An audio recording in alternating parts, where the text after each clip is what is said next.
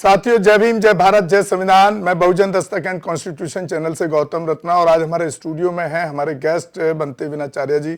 बनते जी, वंदनामी आपको।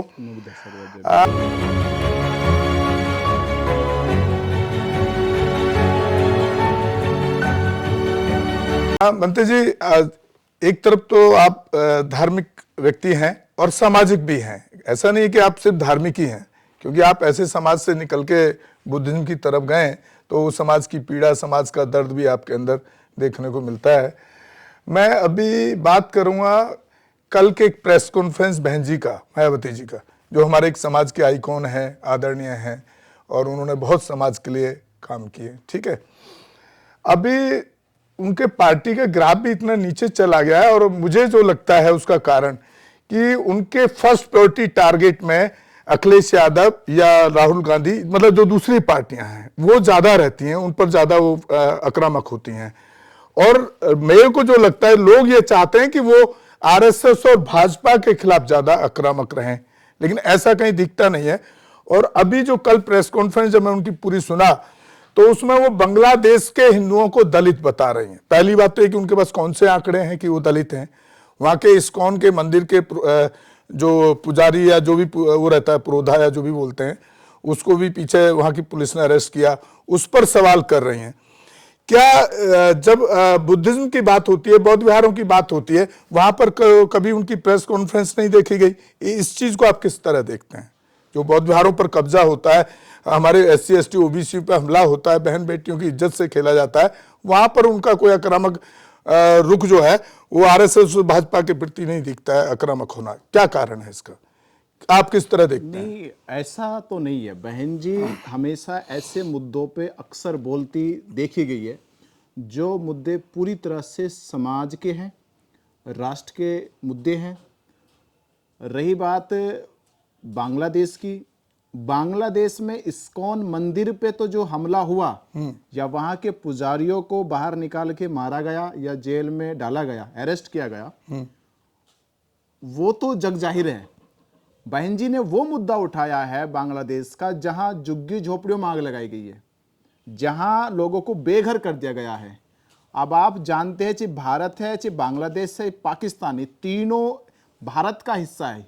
एक तरह ये एक अखंड भारत था, जम्मू द्वीप था। जी जी। तो आज भी वर्तमान में जो परिस्थितियां दलित समाज की है, चाहे भारत में है, चाहे पाकिस्तान में है, चाहे बांग्लादेश में है, वो यदा कदा स्थिति है। जैसे भारत में लोग अपनी झुग्गी झोपड़ियों में रहते हैं, वैसे पाकिस्तान में भी रहते हैं, वैसे बांग्लादेश में रहते हैं। तो बहन जी ने ये इसी आधार पे कि झुग्गी झोपड़ी में रहने वाला ब्राह्मण नहीं है, पुजारी नहीं है, झुग्गी झोपड़ी में रहने वाला अपना समाज का आदमी है।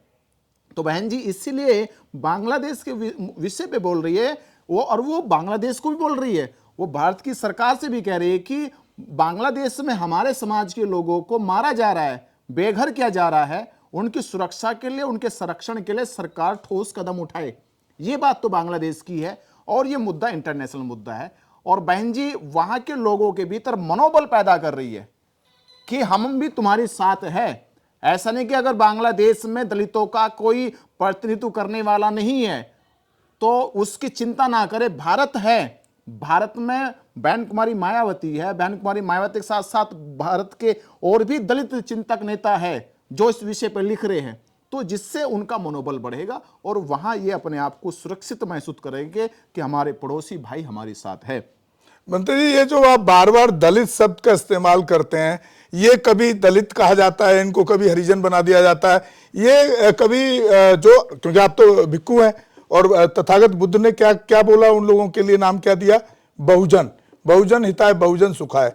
तो ये जो दलित और जो हरिजन शब्दों का या जाति सूचक शब्दों का इस्तेमाल होता है, ये बहुजन तक पहुंचने में क्यों टाइम लग रहा है? बहुजन तक क्यों नहीं पहुंच पा रहा है? बहुजन तक क्यों नहीं पहुंच पा रहा? पहली बात तो ये कि बहुजनों की जो आइडियोलॉजी तथागत बुद्ध ने दी है वो कास्ट बेस नहीं है। मैं शायद पिछली बार भी आपके एक बार स्टूडियो में आया था, ये कहा था, मैं इसका स्पष्टीकरण दे रहा हूं, पूरी तरह से तथ्यात्मक दे रहा हूं कि बहुजन मीन्स बाय कास्ट नहीं है कि इसमें आप शेड्यूल कास्ट को, OBC कास्ट को या किसी शेड्यूल ट्राइब कास्ट को जोड़कर उसको बहुजन बना दोगे। बुद्ध का बहुजन शब्द अलग है। तो आप काशीराम जी को गलत मानते हैं? मैं क्योंकि कांसीराम उन्होंने तो बहुजन का जो परिभाषा दी कांसीराम साहब ने, वो SC ST OBC माइनॉरिटी को ही तो दी साहब। मान्यवर कांसीराम ने बहुजनों की जो नीति बनाई है वो राजनीतिक और सामाजिक आधार पे है। बुद्ध की बहुजन नीति जो है वो धर्म के आधार पे है। तथागत ने जब बहुजन हिताय बहुजन सुखाय की बात करी तो बुद्ध ये कहते हैं कि मेरा धर्म अधिक से अधिक लोगों को धर्म का मार्ग दिखाएगा, अधिक से अधिक लोगों का कल्याण करेगा। यहां अधिक से अधिक की बात होती है, यहां विशेष बात नहीं होती कि मैं विशेष लोगों का भला करूंगा, मैं समूहवाद का भला करूंगा, या मैं वर्गवाद का भला करूंगा, या मैं किसी संघ का भला करूंगा। मैं अधिक से अधिक, बहुसंघ माने अधिक से अधिक लोगों का कल्याण करने के लिए मेरा धर्म है। तो तथागत के उस संदेश को जब साहब कांसीराम ने यहां पे इंप्लीमेंट किया तो साहब कांसीराम यहां देखते हैं कि यहां बहुसंघ समाज जो है वो पीड़ित है, वो शोषित है, वो प्रताड़ित है। तो साहब कांसीराम ने वही आइडियोलॉजी को यहां इंप्लीमेंट किया सामाजिक और राजनीतिक आधार पे। तो यहां समय के आधार पे परिस्थितियां बदल गई है। तो परिस्थिति बदलेगी तो शब्द की परिभाषा बदल गई है। शब्द वही होगा, पर साहब कांसीराम के समय में शब्द की परिभाषा बदल गई है, परिवेश बदल गया है, लोगों को समझाने की विचारधारा बदल गई है। लेकिन बंदे जी, आपने देखा होगा कि जब अयोध्या वाला जो मैटर चल रहा था तभी भी कौन सा बहन जी का उसमें ये ऐसा ट्वीट आया कि अयोध्या साकेत थी और वो बौद्ध स्थल था और बुद्ध नगरी थी, तभी भी कौन सा ऐसा कोई, मतलब उनका जो बौद्ध विहारों पर जो हमला हो रहा है या जो बौद्ध विहार खत्म किए जा रहे हैं, जैसे आप गया की बात उठा रहे हैं अभी बार बार, पिछले बार भी आपने गया की बात उठाया, वहां पर तो बहन जी का कहीं फोकस दिखता नहीं। बहन जी की जब सरकार थी, बहन जी की सरकार थी, बहन जी ने अपनी वर्तमान सरकार में भी ये कहा था, क्योंकि बहन जी को अगर आप देखोगे, उनकी पूरी नीति को देखोगे, उनके पूरे डिसिप्लिन को देखोगे, तो वो अक्सर अपने भाषण में कानून को पहली प्राथमिकता देती है, वो सुप्रीम कोर्ट को पहली प्राथमिकता देती है, वो लोकतंत्र को पहली प्राथमिकता देती है। उन्होंने ये कहा था कि मंदिर का मामला, मस्जिद का मामला कोर्ट में विचाराधीन है, कोर्ट इस पे जो फैसला सुनाएगा वो हमें स्वीकार है।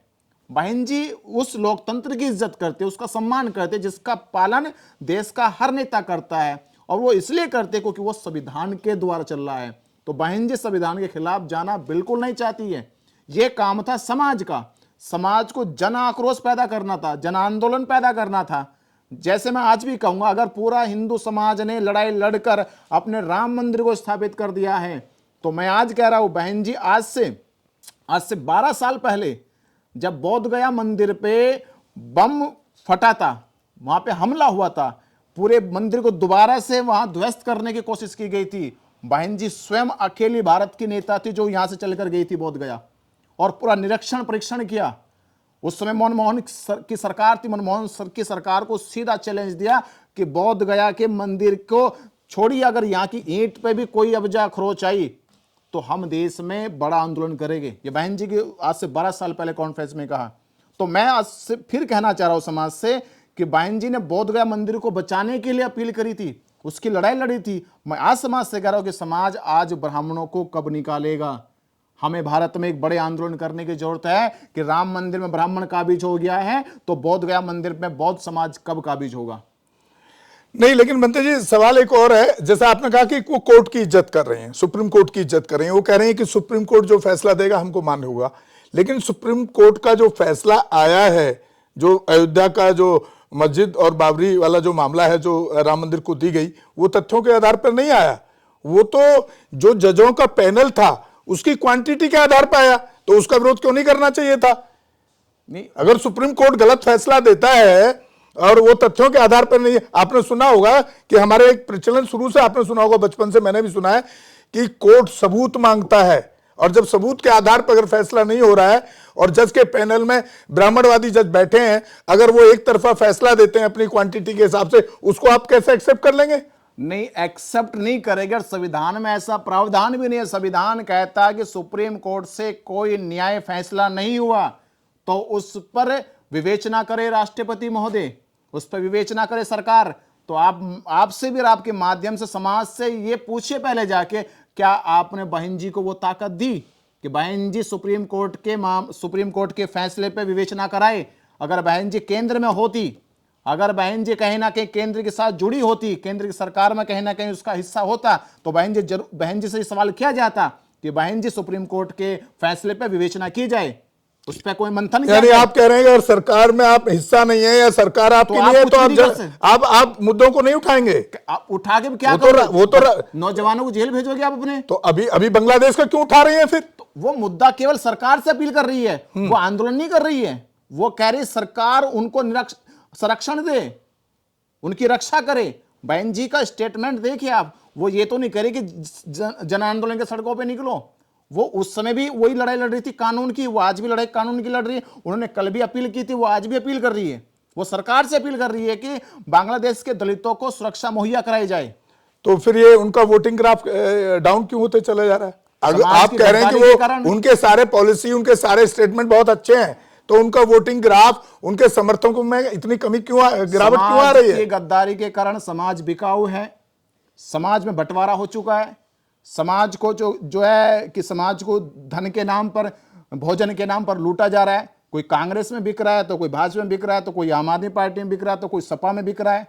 आप देखिए, बहुजन समाज पार्टी वो पार्टी जिसने संविधान लागू होने के बाद, अगर पहली लड़ाई 1984 के बाद बहुजन समाज पार्टी का जब निर्माण हुआ, उन्होंने पहली प्राथमिकता में संविधान को लागू करने की लड़ाई लड़ी है। पर अभी पिछले क्या हुआ कि उस संविधान की कॉपी को राहुल गांधी लेके घूम रहा था, अखिलेश लेके घूम रहा था, और वो जो 50 साल से दलित समाज संविधान की लड़ाई लड़ रहा था, उस समाज की आंखों पे पट्टी बांधी, ऐसी वाली ऐसी पट्टी बांधी कि ये भूल गया कि संविधान की लड़ाई लड़ने वाली बहुजन समाज पार्टी थी, ना तो कांग्रेस थी ना सपा थी। तो समाज बिक गया है। और रही बात बहन जी की पार्टी का ग्राफ नहीं गिरा, पार्टी की ग्राफ बिल्कुल नहीं गिरा, समाज का अस्तित्व लुट गया है। समाज दर दर घूम रहा है। बहन जी तो आज जहां है वो कल भी वहीं थी और कल भी वहीं रहेगी। पर आज समाज से जाके पूछे समाज की दुर्दशा क्या हुई है। नहीं तो उनको संविधान का मुद्दा उठाने के लिए किसने मना किया था? बहन जी को मना तो किया नहीं किसी ने। वो क्यों नहीं उठाई थी? वो क्यों नहीं उठाई थी, बताइए। बहन जी ने संविधान की लड़ाई लड़ी है, पर वो लोकतंत्र के दायरे में लड़ी है। वो लोकतंत्र का सम्मान करती है, लोकतंत्र के हिसाब से लड़ाई लड़ी है और आज भी लड़ रही है, और हमें सम्मान करना चाहिए। बहन कुमारी मायावती बहुजनों की और दलितों की एकमात्र ऐसी नेता है। काशीराम जी ने जो ना बिकने वाला समाज बनाया, आप उसको कह रहे हैं कि वो बिकने लगा। बिकने, हाँ, समाज कैसे बिकने लगा? तो आप मुझे बताइए, राहुल गांधी के पास कौन नेता बैठे थे? सब अखिलेश के पास कौन नेता बैठे थे? नहीं, क्यों गए वो? क्यों मत कहिए, गए क्यों? मजबूरी में, लालच में। साथियों, आप सुन रहे थे बनते विनाचार्य जी को, और नेक्स्ट डिबेट में किसी और मुद्दे पर बात करेंगे। इसी के साथ विदा लेते हैं। जय भीम, जय भारत, जय संविधान, नमो बुद्धाय। धन्यवाद साथियों। हमारे channel constitution like, share, subscribe देखना मत भूलिएगा। जय भीम, जय भारत, जय संविधान, नमो बुद्धाय। धन्यवाद। चैनल आर्थिक समस्या से गुजर रहा है। अगर आप बहुजन समाज में बाबा साहेब अम्बेडकर और तथागत बुद्ध की विचारधारा को अधिक से अधिक लोगों तक पहुंचाना चाहते हैं, तो हमें आर्थिक सहयोग प्रदान करें, ताकि हम अपने चैनल के माध्यम से देश विदेश में समता, बंधुता, एकता और संवैधानिक अधिकारों को ज्यादा से ज्यादा लोगों तक पहुंचा सकें। आप अपनी सहायता राशि नीचे लिखे खाते में जमा करा सकते हैं। खाता धारक गौतम रत्न, खाता संख्या 3169576865 IFSC कोड SBIN 00603336, बैंक भारतीय स्टेट बैंक। आप हमारे बैंक खाते का विवरण स्क्रीन पर भी देख सकते हैं।